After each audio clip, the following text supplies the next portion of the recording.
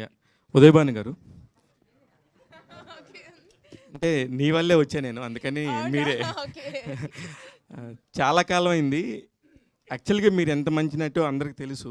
ఆ ఎనర్జీ అంతా గ్యాప్ వచ్చిందా, గ్యాప్ తీసుకున్నారా? తీసుకోలేదండి ఎప్పుడు. అసలు నేను పుట్టిందే సెల్యులాయిడ్ కోసం అని ఎప్పుడు చిన్నప్పుడు మైక్ పట్టుకున్నప్పుడే ఫిక్స్ అయిపోయాను. ఇంకా ఎప్పుడు తీసుకోలేదు.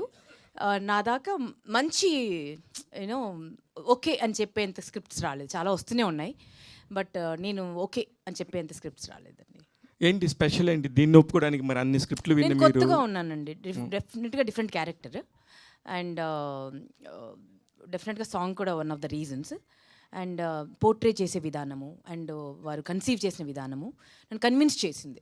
ఒక్కోసారి అలా కొంచెం మ్యాజిక్ జరిగిపోద్దండి. We have to say yes, కొందరికి మనం నో చెప్పలేము. అట్లా జరిగిపోయింది. చిరంజీవి గారి బర్త్డేని మీరు సెలబ్రేట్ చేస్తున్నట్టుంది, లేకపోతే త్రిబాణిదారి బార్బరిక్ని చెప్తున్నట్టుంది? రెండు సెలబ్రేట్ చేయబోతున్నాం అండి. ఎందుకంటే నాకు బాగా గుర్తున్నంత వరకు చిరంజీవి గారిది ఒక యాంకర్ వచ్చి వాళ్ళ ఇంటికి వెళ్ళి సెలబ్రేట్ చేసింది ఫస్ట్ నాకు తెలిసి మీరే. అవునండి, అవును.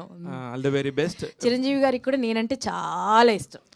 నన్ను అప్రిషియేట్ చేస్తూ నాకు ఫోన్లు చేసి నన్ను మెచ్చుకుని నాకు నా ఫస్ట్ ఫోన్ గిఫ్ట్ చేసింది నాకు మెగాస్టార్ చిరంజీవి గారే. సూపర్. యూనో ఇవన్నీ ఎవరికి చెప్పలేదు, బట్ యూనో వారితో యూనో తర్వాత ఇప్పుడు చెప్పొచ్చు.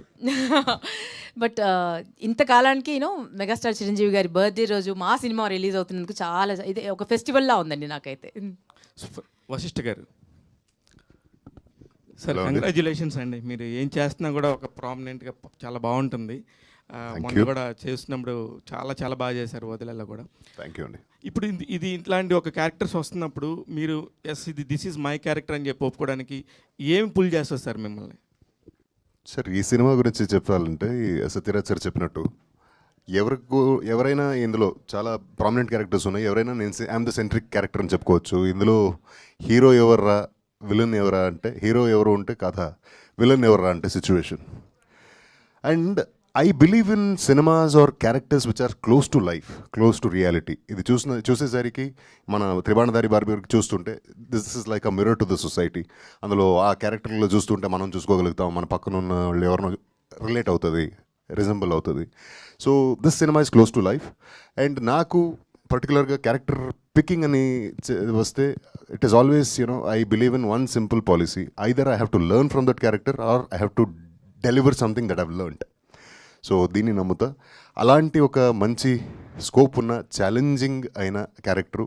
And beyond this heroism, beyond this villainism, there is some beautiful essence to cinema. So ఈ సినిమాలో అది చూడబోతున్నారు.